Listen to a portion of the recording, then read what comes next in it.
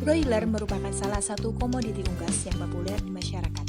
Broiler merupakan penghasil protein hewani yang sangat baik. Usaha peternakan ayam broiler dari tahun ke tahun mengalami peningkatan yang signifikan. Namun meski demikian, peternakan broiler saat ini mengalami permasalahan, yaitu tingginya angka stunting yang dapat mencapai 30%. Hasil produksi yang tidak sesuai membuat peternak mengambil keputusan kaling dini.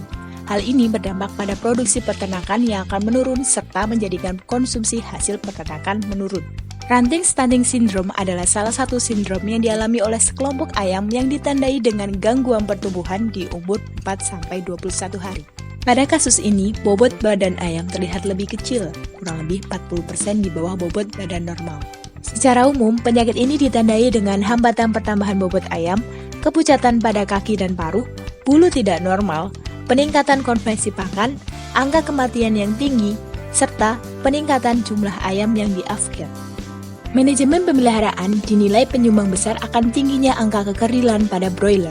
Salah satu di antaranya kualitas pakan yang disediakan banyak terkontaminasi jamur maupun bakteri.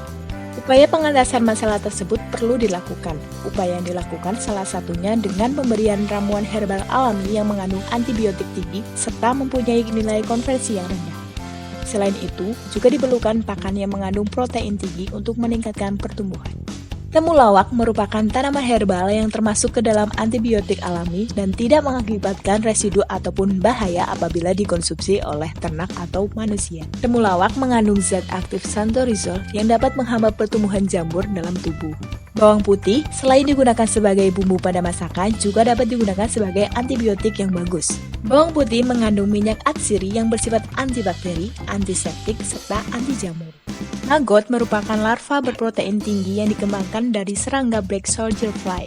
Maggot memiliki kandungan protein 43%, lemak 17%, serat kasar 18%, abu 8%, dan kadar air 11%. Riset ini akan dilakukan dengan mengambil sampel sejumlah 100 ayam berumur 10 hari yang mengalami pertumbuhan kurang bagus dari populasi. Indikator yang digunakan adalah ayam yang memiliki bobot 20% di bawah bobot rata-rata.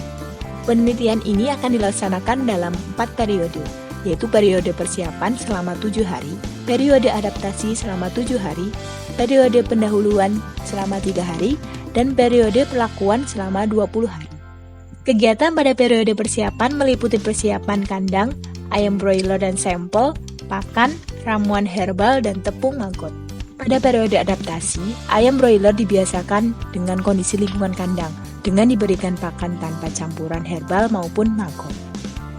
Pada periode pendahuluan, dari populasi ayam diamati dan diukur untuk menentukan 100 sampel ayam yang sesuai dengan kriteria sampel. Pada periode perlakuan, kegiatan dibagi menjadi 2 fase, 10 hari untuk fase herbal dan 10 hari untuk fase maggot. Pada fase herbal, sampel dibagi menjadi 5 perlakuan dengan diberikan pakan yang dicampur dengan ramuan herbal sebanyak 0%, 1%, 2%, 3%, dan 4%. Pada hari ke-10 fase herbal, dilakukan pengambilan data yang digunakan sebagai acuan untuk menuju fase maggot. Parameter yang diamati adalah konsumsi pakan, konversi, efisiensi, bobot badan, dan biaya pakan. Analisis data pada fase herbal menjadi acuan komposisi herbal pada perlakuan fase maggot. Pada perlakuan fase maggot, 5 kelompok sampel diberi pakan dengan campuran tepung maggot dengan komposisi 0%, 25%, 50%, 75%, dan 100% yang dicampur dengan ramuan herbal sesuai dengan komposisi hasil data fase herbal. Pada hari ke-10 fase maggot, dilakukan pengambilan data penelitian fase maggot.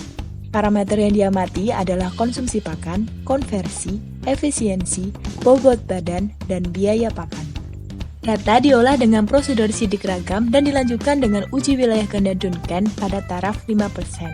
Hipotesis statistik untuk seluruh pengamatan dalam penelitian ini adalah H0, tidak ada perbedaan yang nyata pemberian herbal serta tepung maggot terhadap respon yang diamati pada level kesalahan 5%. H1, ada perbedaan yang nyata pemberian herbal serta tepung maggot terhadap respon yang diamati pada level kesalahan 5%. Data yang diperoleh dari penelitian akan dianalisis dengan perhitungan statistik uji F dengan ketelitian 95%. Ketentuan pengambilan keputusan dengan taraf signifikan 5%, jika F hitung lebih besar dari F tabel, maka H0 ditolak dan H1 diterima. Jika F hitung lebih kecil dari F tabel, maka H0 diterima dan H1 ditolak.